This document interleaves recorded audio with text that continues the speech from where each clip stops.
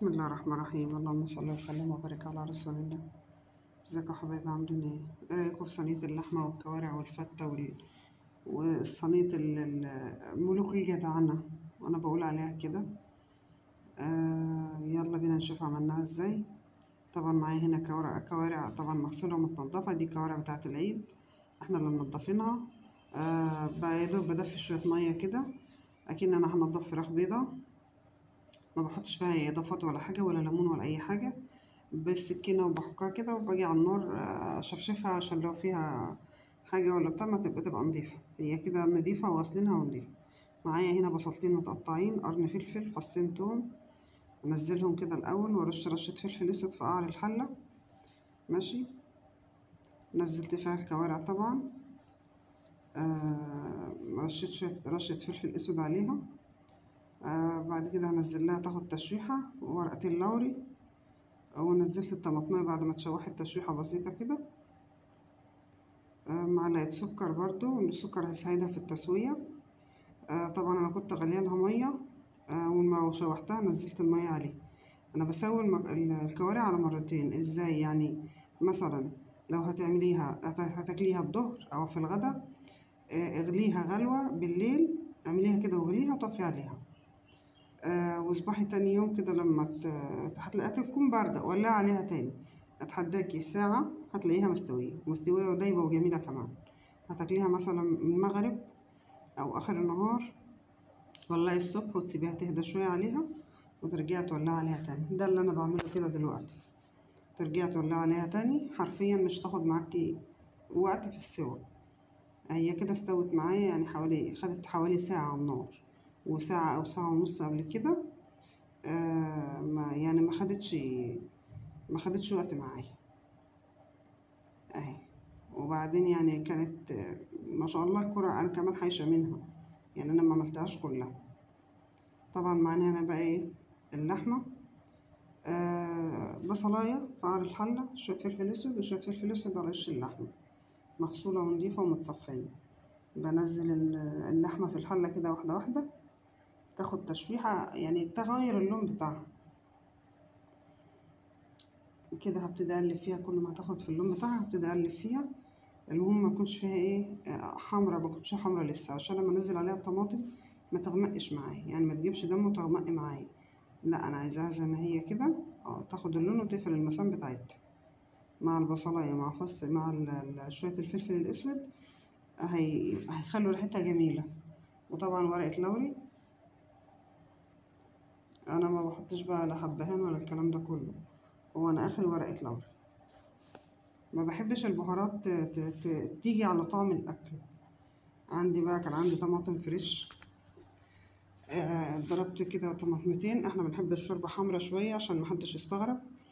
أنا صفيتها، بحب اصفي الطماطم برضو عشان ما يبقاش فيه قشر في الشوربة ولا حاجة. خليتها يعني اتشوحت برضو او غلت غلوة في الطماطم، وبعد كده نزلت لها المية السخنة المغلية، غليها للشوربة عشان اللحمة تغلي على طول. فص التوم ده انا كنت بشوحه عشان اعمل شوية صلصة الطشة بتاعة الفتة. هنعمل هنا شوية رز بقى حلوين كده. أدي الرز تشويحة، طبعا رز مغسول ونضيف، أديله تشويحة في الزيت مظبوطة. أقلبه تقليبة حلوة كده. طبعا غلياله المية برضو.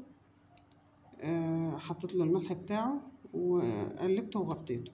هنا بقى الخلطة دي عشان أنا كان معايا تليفون ما وريتكمش بتتعمل ازاي.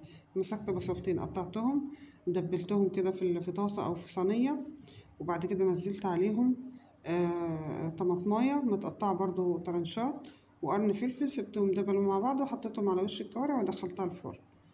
هنا العيش الرقيق بتاعنا مسكته وفرفته وفتيته عشان اعمل الفتة. كنت هحمصه في الطاسة دي، وبعدين لقيت ان الفرن البوتاجاز كده كده والع، فحطيته في الصينية وحطيته تحت الشواية. كان مقرمش واخد لون جميل اهو. يعني هي الصورة بتتكلم لوحدها. بصراحة كان تحفة والله، طعمها كان جميل بألف هنا وشفا لكل اللي كل منها. ادي الكوارع بتاعتي بعد ما طلعت من الفرن، يعني مش عارفة هو اللون بتاعها باين ولا لأ، بس كانت ما شاء الله عليه. هنا بقى هنعمل فص التوم عشان انزل عليه العيش. انا عاملة صلصة تانية اللي هي الصلصة بتاعت الفتة.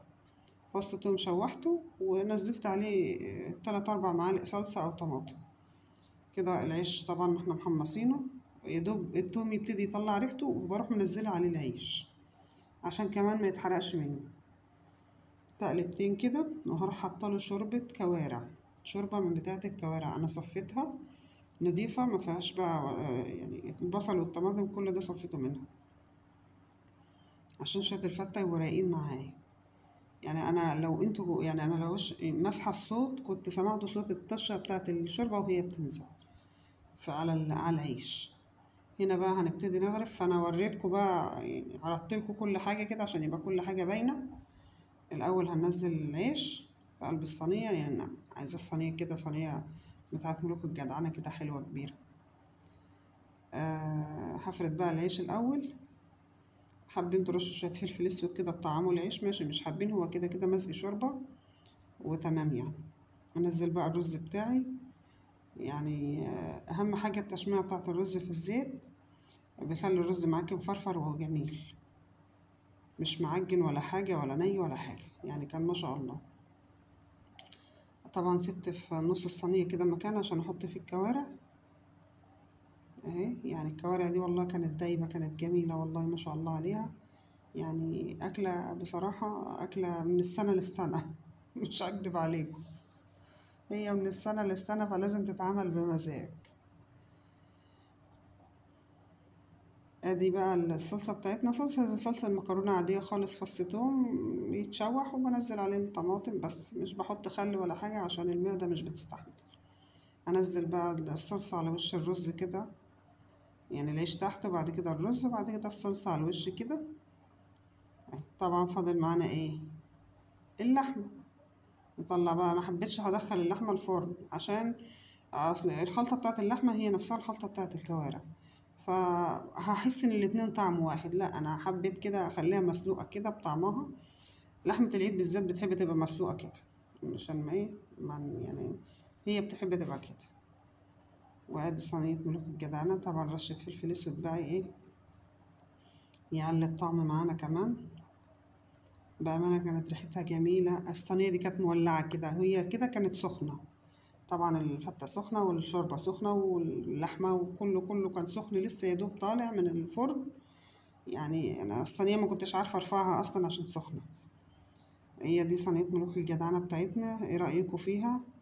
جربوا الكوارع بطريقتنا، والله ما هتندموا، والله ما هتندموا. وما تنسناش في التعليقات واللايكات، بحبكم في الله أحلى أخوات. يا رب تكون الوصفة بتاعتي استفدتوا منها ولو حاجة بسيطة وتكون عجبتكم.